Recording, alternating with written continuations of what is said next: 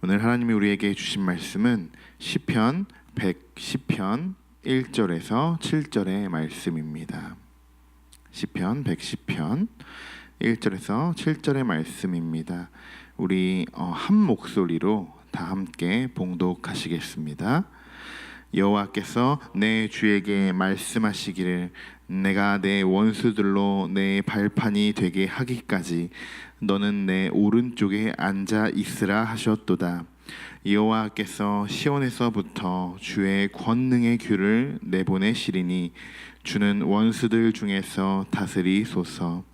주의 권능의 날에 주의 백성이 거룩한 옷을 입고 즐거이 헌신하니 새벽 이슬 같은 주의 청년들이 주께 나오는도다. 여호와는 맹세하고 변하지 아니하시리라 이르시기를 너는 멜기세덱의 서열을 따라 영원한 제사장이라 하셨도다. 주의 오른쪽에 계신 주께서 그의 노하시는 날에 왕들을 쳐서 깨뜨리실 것이라. 뭇 나라를 심판하여 시체로 가득하게 하시고 여러 나라의 머리를 쳐서 깨뜨리시며 길가의 시냇물을 마심으로 그의 머리를 드시리로다. 아멘. 저는 이 말씀을 읽을 때마다 생각나는 시절이 있습니다. 제가 15살 때 처음으로 이제 찬양 콘서트를 했을 당시 생애 첫 무대 공연의 첫 곡이 새벽 이슬이라는 찬양이었습니다. 약 한 20년 전에는 모든 교회에서 불러졌던 찬양이죠. 유행가처럼 한창 이 찬양을 부르기는 했지만 그때는 그저 노래의 멜로디와 그냥 드럼 연주가 좋았을 뿐 이런 본문의 앞뒤 내용은 전혀 생각하지도 못했다는 것입니다. 이제 20년이란 세월이 지나서야 시편 110편의 말씀을 묵상하면서 오늘 이렇게 성도님들과 말씀을 나눌 수 있음에 또 한 번 하나님께 감사의 말씀을 드립니다. 오늘 본문을 쭉 읽으면서 한 가지 키포인트를 찾아본다면 무엇이 있을까요? 우리 큐티집을 갖고 계신 분들은 아실 텐데요. 오른편 혹은 오른쪽이라는 단어입니다. 지금 여러분의 오른편에는 누가 계신가요? 나의 가장 든든한 배우자 또는 나의 신앙적 동반자가 있을 것입니다. 그런데 왼편에 둘 수도 있는데 왜 꼭 오른편을 강조하는 것일까요? 1절에 보시면 너는 내 오른쪽에 앉아 있으라 라는 말씀이 나옵니다. 여기서 오른쪽은 그냥 물리적인 위치를 말하는 것이 아닙니다. 조금 어려울 수도 있지만 그래도 정확한 뜻을 알아보기 위해서 히브리어 원어로 한번 풀어보겠습니다. 내 오른쪽에 앉으라를 원어로 보면 세부 리미니라고 있습니다. 내 오른쪽으로 번역된 리미니는 장소를 나타내는 전치사 레와 오른손을 뜻하는 명사 야민의 1인칭 단수 전미어가 결합된 단어입니다. 야민이라는 단어가 중요한데요. 이 단어는 능력, 힘 이런 것을 의미하기도 하며 위엄과 영광의 자리, 최고의 지위를 의미하고 있는 것입니다. 즉 오른편이란 하나님의 능력을 받은 자, 하나님의 힘을 얻은 자, 하나님의 위엄을 받은 자, 하나님의 높임을 받은 자의 자리라는 것입니다. 사랑하는 성도 여러분, 오늘 하나님이 우리에게 주신 말씀을 통하여 하나님의 오른편에 앉으시길 소망합니다. 그리고 하나님은 우리에게 말씀하십니다. 너는 내 오른쪽에 앉아 있으라. 우리가 하나님의 곁으로 가기 전에 이미 하나님은 그의 우편에 우리의 자리를 마련해 놓으셨고 우리에게 말씀하시는 것입니다. 내가 내 원수들로 내 발판에 되게 하기까지 너는 내 오른쪽에 앉아 있으라. 하나님의 이 부르심에 단번에 달려가시는 성도 여러분이 되시길 소망합니다. 우리가 지금 어디에 위치해 있느냐에 따라서 내가 지금 서 있는 곳, 내가 지금 거하는 곳이 어디인지 우리가 점검해야 합니다. 처음에는 하나님의 부르심으로 응답했지만 우리 스스로의 연약함으로 인해서 그 축복을 누리지 못할 때가 너무 많다는 것입니다. 지금 하나님의 우편에 앉아있지 못하다고 생각하시는 분이 계시다면 그래도 실망하지 마십시오. 하나님이 언젠가는 부르십니다. 하나님의 정확한 때에 그 귀한 자리로 인도해 주실 것입니다. 그러니 실망치 말고 계속적으로 간절히 구하고 기도하시기 바랍니다. 우리 3절의 말씀을 한번 힘차게 읽어보겠습니다. 주의 권능의 날에 주의 백성이 거룩한 옷을 입고 즐거이 헌신하니 새벽 이슬 같은 주의 청년들이 주께 나오는도다. 아멘. 이 시간이 청년부 예배였으면 좋겠네요. 청년들이 이 말씀을 가지고 힘을 얻었으면 좋겠습니다.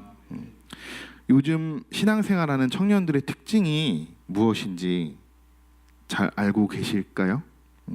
그래서 저는 청년부를 담당하고 있으니까 제가 우리 청년들과 예배를 드리면서 혹은 다른 청년들을 보면서 느낀 것이 하나 있습니다. 이번에 저희 디디청 수련회 때도 이 부분의 말씀을 가지고 말씀을 준비하고 있는데요. 물론 다 그런 것은 아니겠지만 그냥 오해 없이 들어주시기 바랍니다.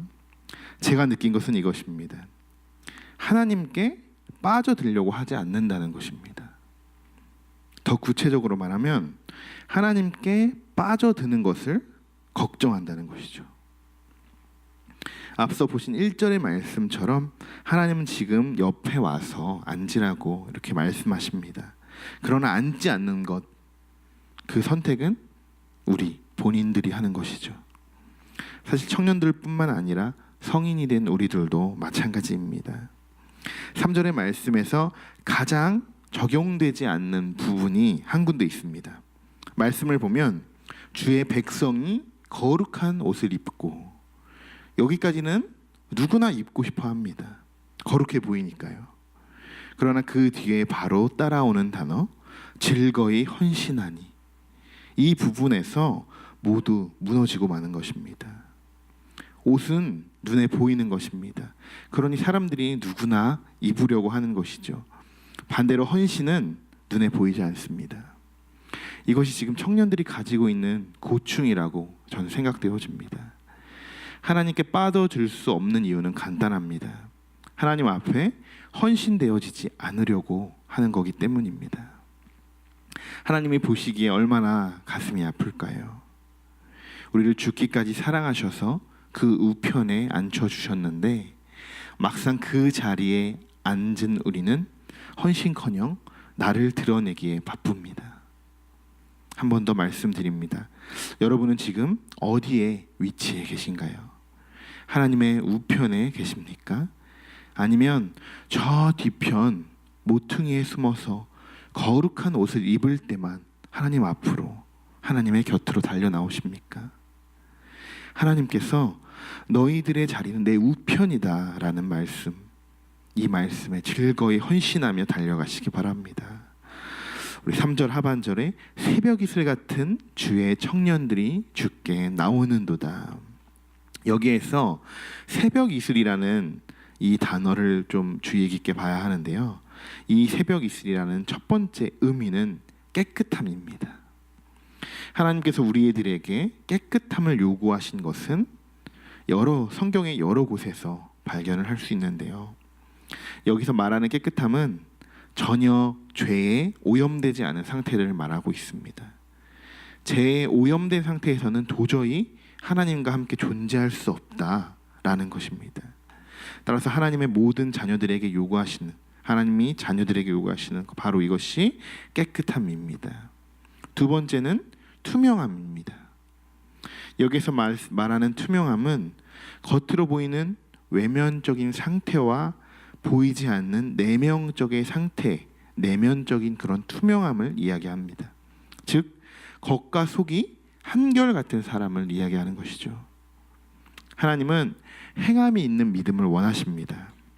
그 행함 속에서 겉과 속이 다른 사람들이 상당히 많이 있습니다. 위에서 말한 즐거이 헌신하는 사람들은 내면적인 것까지 투명한 사람들을 이야기하는 것입니다. 하나님은 우리에게 원하시는 모습은 바로 이런 깨끗하고 투명한 모습인 것입니다. 겉과 속이 한결같은 사람, 그리고 아주 맑고 투명한 우리의 헌신된 모습으로 하나님 앞에 즐거이 헌신한다는 것, 이것이 3절의 말씀에서 우리에게 주시는 교훈인 것입니다. 요즘같이 이렇게 더운 날 땀을 흘리고 샤워를 하는데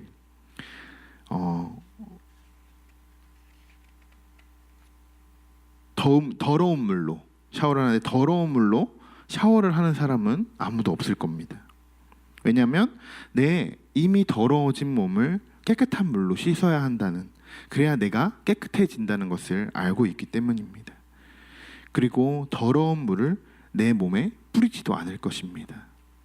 우리는 더러운 물을 쉽게 구별할 수 있습니다. 눈에 보입니다. 그리고 악취도 납니다.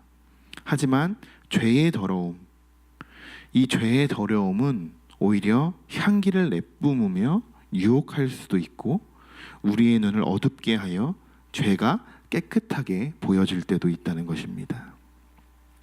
사랑하는 성도 여러분, 우리 다 같이 깨끗하고 내적으로 투명해질 수 있도록 기도해 봅시다.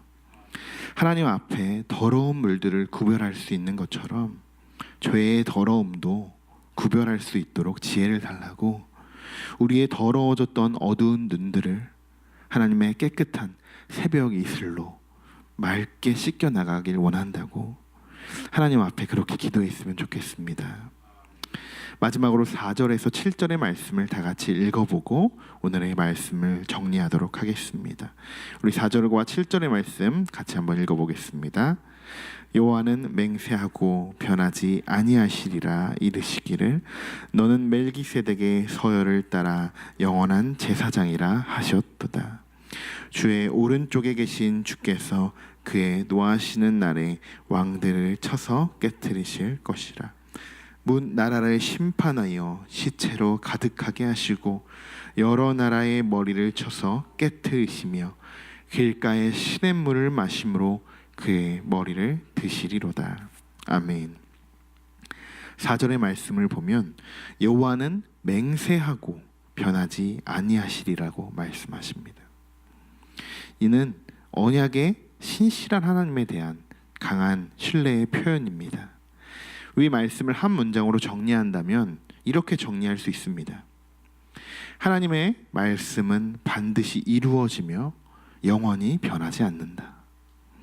하나님은 오른편에 우리를 앉혀주시고 때론 우리의 오른편에 계셔서 우리를 보호하고 하나님의 능력을 부어주셔서 우리를 대적하는 모든 사탄 마귀들을 물리쳐 주십니다. 그리고 마지막 날 예수님은 모든 원수들에 대한 완벽한 승리를 우리에게 안겨주실 것입니다. 오늘 하루도 하나님의 오른편에서 승리하시는 삶을 살아가시길 축복합니다. 함께 기도하겠습니다. 하나님 우편에 앉게 하신 그 은혜 감사드립니다. 우리 오른편에서 우리를 보호해 주시는 은혜 또한 감사드립니다. 이 시간 새벽 이슬 같이 깨끗하고 투명한 마음을 허락하여 주옵소서. 그러므로 인하여 하나님 앞에 즐거이 헌신하며 나아갈 수 있는 우리 모두가 되기를 원합니다. 우리의 깊은 내면까지 치유하시고 더러워진 눈을 밝게 하시며 하나님이 보여주시는 하나님의 방법대로 오늘 하루도 살아갈 수 있도록 인도하여 주옵소서. 또한 이 시간 아픈 자들이 있다면 치유받게 하시고 희강이의 건강을 지켜주시며 말하지 못하는 고민과 갈등을 겪고 있는 모든 성도들의 마음을 하나님의 마음으로 깨끗하게 변화시켜 주옵소서. 이 모든 것 우리 주 예수 그리스도의 이름으로 기도드립니다.